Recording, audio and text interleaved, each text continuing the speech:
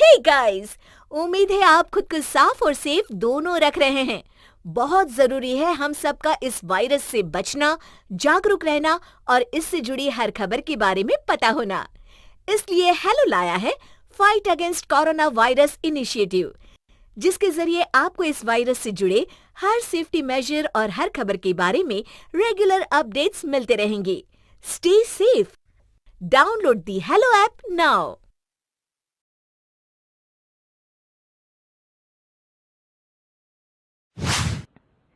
लक्ष्मी का अपने घर में पूरा दबदबा था।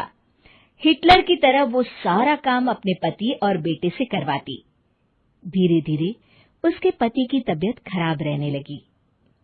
सुनो जी, अब आप बुजुर्ग हो गए हो, काम में भी अब हाथ आपके फुर्ती से नहीं चलते। अरे भाग्यवान, भगवान से डर। तुझसे मैंने शादी अपने इकलौते बेटे के अच्छे पालन पोषण के लिए की थी, लेकिन तूने तो उसका बेड़ा गर्क कर दिया। मैंने क्या किया? पढ़ाया लिखाया, अब नौकरी नहीं लग रही तो मैं कैसे जिम्मेदार हो गई? अब घर में बैठकर रोटी तोड़ रहा था तो मैंने कहा काम ही कर ले। एक तो भला करो और ऊपर से बातें सुनो। तभी सारंग वहां आ जाता है। बहुत भूख लगी है माँ, कुछ खाने को दे दो। अब तुम्हारे पापा का हाथ तो चल नहीं रहा है। मैं ही जा रही हूँ आज किचन में, बनाती हूँ कुछ। हे भगवान, कैसे होगा इतना काम मुझसे? लक्ष्मी किचन में काम कर रही होती है कि तभी अचानक उसे आइडिया आता है। अरे मैं भी ना, अरे यहाँ तो फ्री की नौकरानी ला सकती हूँ मैं, फिर मैं क्यों खाना बना रही हूँ? उस दिन लक्ष्मी सारंग की पसंद का खाना बनाती है और बैठकर उसे बड़े ही प्यार से खिलाती है। खा ले बेटा, खा ले, पेट भर के खा ले। अरे रुक, मैं तेरे लिए ना गर्मा गर्म रोटियां लाती हूँ। सारंग और उसके पिता एक दूसरे की ओर बड़े ही हैरानी से देखते हैं। बेटा सारंग, जरूर दाल में कुछ काला है, वरना ये औरत तो हमें बासी खाना भी सुकून से ना खाने दे। सुनील की बात लक्ष्मी सुन लेती है और जोर जोर से चिल्लाने लगती है। अरे हाँ, भलाई का तो जमाना ही नहीं रहा। एक तो आग में खुद को जलाकर तुम लोगों के लिए खाना बना रही हूँ और ऊपर से तुम्हें दाल काली लग रही है। अरे माँ, पिताजी का ये मतलब नहीं था, तुम बुरा मत मानो।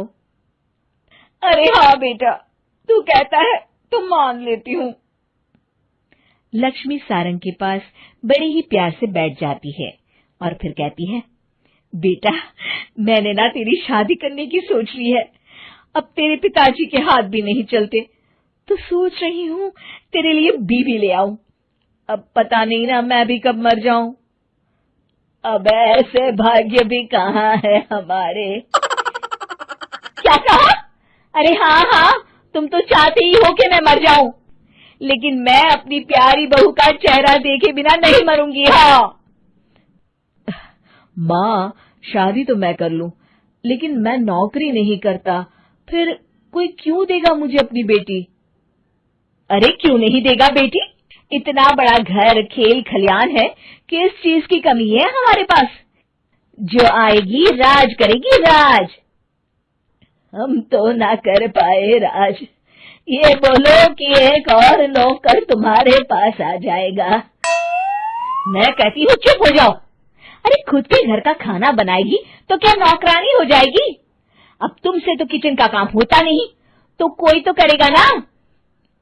ठीक है माँ, तुम जैसा सही समझो बस। अब मेरी एक शर्त है, लड़की जो भी हो वो दिखने में कैसी भी हो या कहीं की भी हो, बस पढ़ी लिखी होनी चाहिए। अरे हाँ, ला देंगे पढ़ी लिखी बेटा, मैंने कौन सा काम करवाना है उससे। हाँ। और फिर एक दिन पास के गांव की ही रति से सारंग की शादी हो जाती है। रति दिखने में बहुत ही सुंदर थी, साथ ही साथ काफी पढ़ी लिखी थी। रति को लक्ष्मी के सौतेले होने की बात पता नहीं थी।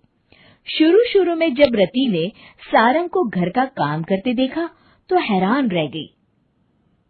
अरे, ये तो अच्छी बात है कि आप घर का काम करते हैं, लेकिन मैं तो घर में ही हूं ना, आप क्यों कर रहे हैं जी? जाइए, आप नौकरी के लिए अप्लाई कीजिए ना। तभी लक्ष्मी वहां आ जाती है। अरे रति बहू, करने दे उसे काम। और हाँ, मेरे घर के कुछ नियम है, कायदे हैं, यहाँ बीच में ना ही बोलो तो तुम्हारे लिए अच्छा होगा। रति को लक्ष्मी की बात कुछ अजीब सी लगती है। वो समझ नहीं पाती है कि वो ऐसा व्यवहार क्यों कर रही है, लेकिन उसे लक्ष्मी के सौतेले होने के बारे में कुछ पता नहीं चलता है। फिर एक दिन तो हद ही हो जाती है।